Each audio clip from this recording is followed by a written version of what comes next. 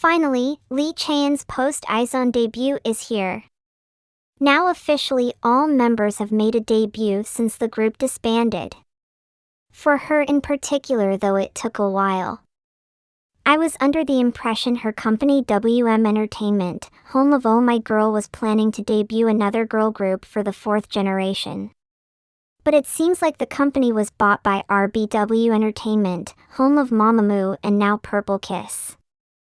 I think that's why the company wasn't able to debut a group, because its parent company, RBW Entertainment, just did. So that's why she's debuting solo.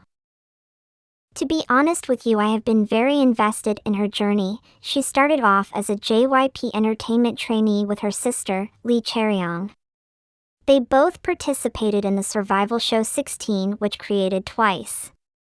Sadly, they both didn't make it onto the final lineup of that, so they went back to training for the next JYP girl group. This group would be ITZY. As we know, Chae-yeon made it to that group, but the story behind that is so heartwarming. When JYP was deciding the lineup for ITZY, he told them that only one sister would be allowed to debut in the group, so Chaeyeon, being the older sister, decided to leave the company so that her younger sister could debut in ITZY. This story truly melts my heart, the compassion you have to give up your dream for someone else. Here things could have gone differently for her. If she stayed in the company, I think she could have debuted with NMIXX. Obviously, at the time she wouldn't have known another girl group would be debuted in the same generation, but either way she could have still been a part of the big three. Anyway, the fact is she didn't, and that also worked out well for her because she went on to another survival show, Produce 48. Here she competed and won a place to debut with izone. The group has to be one of the most successful shows from an Mnet survival program. Post JYP she joined WM Entertainment. Now this company is not very well reputed in terms of plagiarism and all the cultural appropriation scandals that Oh My Girl has seen. It's just bizarre the amount of mismanagement they have, so what I really wanted for her was to have moved on to a better company that could have let her debut in a better group. We have seen so many izone girls do so well on the heel of the group's success. And Chaeyeon was one of the most popular members from the group globally. I think she got stuck with contracts because her contract with WM Entertainment is till 2025. Anyway, her history aside, she has finally debuted solo, which honestly speaking was not the best move for her personally. She is a talented singer and rapper, having held lead positions for both in izone, but her main talent is that of a dancer. And a soloist won't get as much of an opportunity to showcase that. Plus, the longevity of a soloist who isn't in the 1% of K-pop is very short-lived. Most post-group solo careers don't last longer than 2 to 3 years before they get forgotten in this oversaturated K-pop market. So I think she would have done much better in any 4th-gen girl group than a solo career. For her album though, I think overall it is much better than I would have expected from a small company. I really liked the alt-pop genre a lot, and the concept she went for was also so creative and well done. Overall, I really liked this release. If she can maintain this unique yet still trendy soundscape with this quirky and fun visual concept, she truly can be one of the long-lasting successful soloists in K-pop.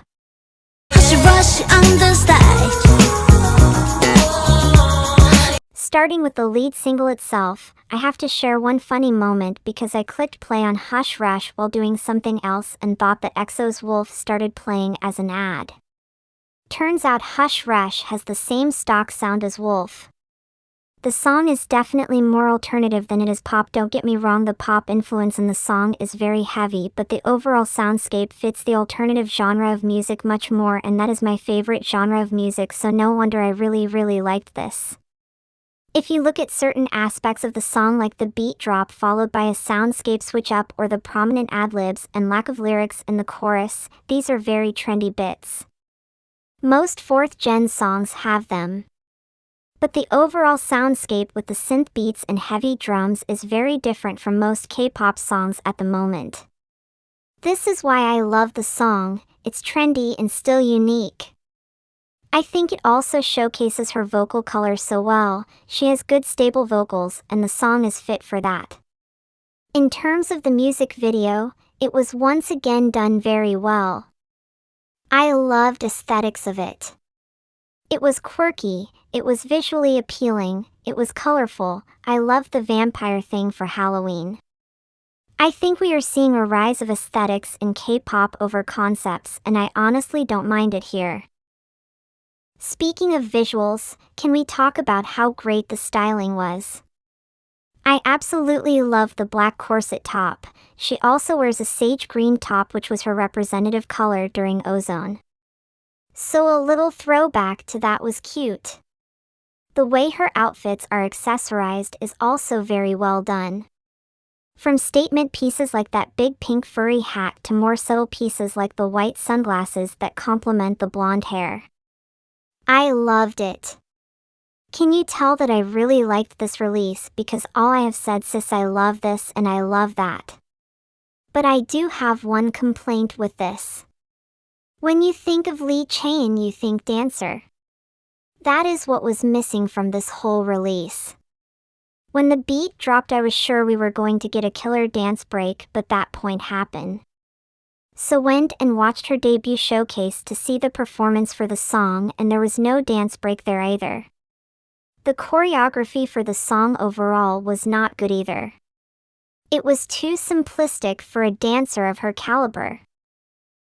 I really hope they work on that in her next release, from a creative standpoint as well as a marketing standpoint. When she covered Hype Boy, that one video alone garnered more hype than her MV teasers did.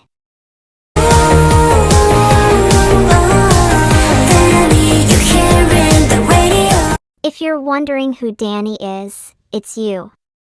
In her debut showcase she said how the lyrics of Danny was about the fans. It feels like they're in a long-distance relationship and that's how the fans are with her. They may not know where each other is at all times, but they are always loving and supporting each other. She also performed this song during her debut showcase and I really liked the performance for this song. It fails to do the same thing that Hush Rush did by not providing space for a killer dance break in her choreography, but what she does is still good. The song itself is very 80s reminiscent with the electric guitar beats and the slow rise of the drum beats through each verse. The song kind of reminds me of Yeah Yeah Yeah from Blackpink's newest album. It's a good song, it fits the same soundscape set by the previous song. All songs have that in common, which is always fun when you're listening to an album.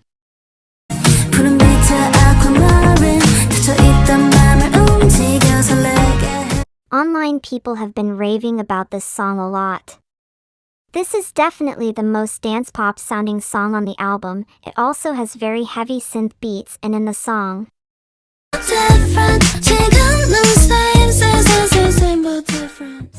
Overall it's a great B-side. It's fun and summery yet still connects to the rest of the album soundscape through the synth-heavy pop sounds.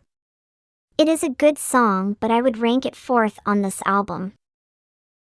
Another trending B-side, honestly it's all the same to me. I liked Danny, but the other two B-sides are very similar in their soundscape yet very different in their approach to the genre. The synth-heavy beats and the pop dance sound is very prominent in both. I like them, but not that much.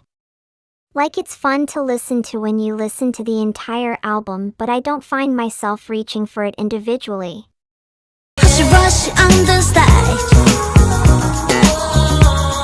Overall the album is a great debut, perfectly in time for spooky season.